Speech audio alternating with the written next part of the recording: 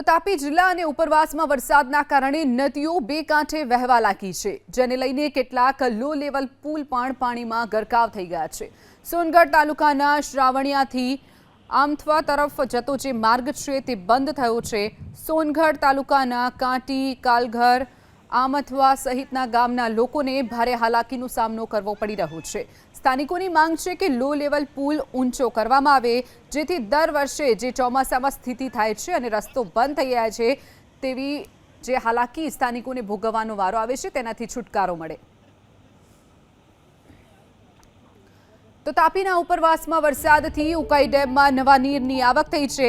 ઉકાઈ ડેમમાં ઉપરવાસમાંથી 92,292 ક્યુસેક પાણીની આવક નોંધાઈ। રૂલ લેવલ જાળવવા માટે ઉકાઈ ડેમના 6 દરવાજા ખોલી પાણી છોડવામાં આવી રહ્યું છે। ડેમમાં 76,498 ક્યુસેક પાણી છોડાતા તાપી નદી બે કાંઠે વહેતી થઈ છે। તાપી નદી કાંઠાના વિસ્તારને પ્રશાસને એલર્ટ કર્યા છે। લોકોને નદી કાંઠા કે પટ વિસ્તારથી દૂર રહેવા માટે પણ અપીલ કરવામાં આવી છે।